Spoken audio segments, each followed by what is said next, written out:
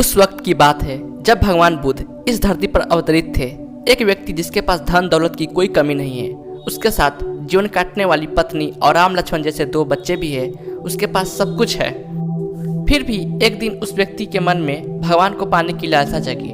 उसने सोचा कि मैंने बहुत सारा धन कमा लिया है, अब कभी धन की कमी नहीं आएगी, पर मेरे पास ईश्वर नहीं है, मुझे ईश्वर के दर्शन करने हैं। उस व्यक्ति ने ईश्वर खोजने की ठान ली। फिर उसने दान पुण्य करना शुरू किया। उसके खजाने से कई सारा धन दान पुण्य में लगा दिया, फिर भी उसे ईश्वर नहीं मिले। फिर उस व्यक्ति ने सोचा कि अब मैं बड़े बड़े धामों के तीर्थ करता हूँ। उस व्यक्ति ने कई तीर्थ स्थानों के दर्शन किए। ऐसे ही 20 साल गुजर गए, पर उस व्यक्ति को ईश्वर नहीं मिले। भगवान को पाने की कोशिश करते करते वो इंसान थक गया और आखिरकार वो एक दिन महात्मा बुद्ध के पास गया और कहने लगा कि महात्मा, मैं 20 साल से ईश्वर को खोज रहा हूँ, पर मुझे ईश्वर कहीं भी नहीं मिले। क्या आप मुझे ईश्वर पाने का कोई मार्ग दिखा सकते हैं?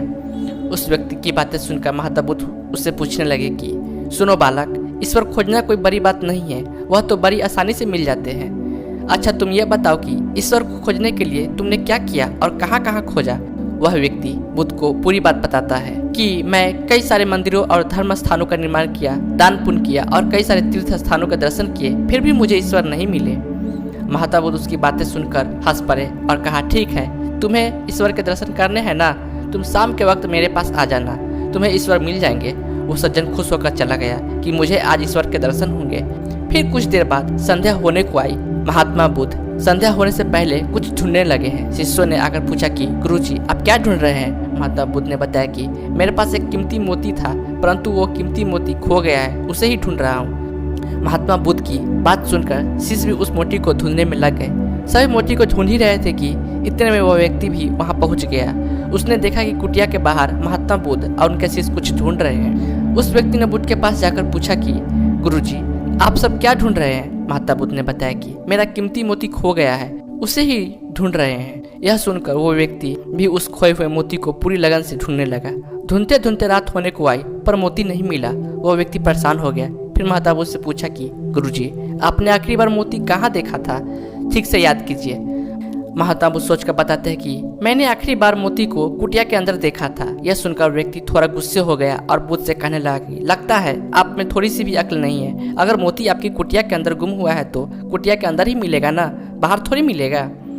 आप सब व्यर्थ में बाहर इधर उधर ढूंढ रहे हैं और मुझे भी अपने साथ ढूंढा रहे हैं। आप अपना तो समय व्यर्थ कर रहे हैं, पर दूसरों का भी समय व्यर्थ कर रहे हैं। फिर महात्मा बुद्ध उस व्यक्ति के सामने देखकर मुस्कुराने लगे। यह देखकर वह व्यक्ति बोला कि महात्मा, आप हंस रहे हैं, मुझे कुछ समझ में नहीं आया। महात्मा बुद्ध बोले, वत्स, मैं तुम्हें यहाँ बुलाकर यही तो समझाना चाहता था कि जिस ईश्वर को तुम 20 सालों से बिना सोचे इधर उधर ढूंढ रहे हो, उसे तुमने कभी अपने अंदर की कुटिया में खोजा ही नहीं। ईश्वर कभी खोजने से नहीं मिलते, उसके लिए तन मन पवित्र होना चाहिए, तभी ईश्वर के दर्शन होते हैं। अगर तुम ईश्वर के सच्चे दर्शन करना चाहते हो तो इधर उधर भटकना छोड़कर अपने अंतर आत्मा में ध्यान लगाओ, ईश्वर तुम्हें वही मिलेंगे।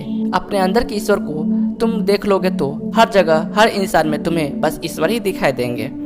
महात्मा बुद्ध की अमृत भरी वाणी सुनकर उस व्यक्ति को अपनी गलती का एहसास हुआ और बुद्ध के चरणों पर गिर पड़ा और माफी मांगते हुए कहा कि मैं व्यर्थ में ही इधर उधर भटकता रहा था, वास्तव में तो ईश्वर हमारे अंदर ही होती है। यह कहानी आपको कैसी लगी? अच्छी लगी हो तो लाइक करें और ऐसी कहानी सुनने के लिए मेरे चैनल को जरूर सब्सक्राइब करें। धन्यवाद। जय हिंद।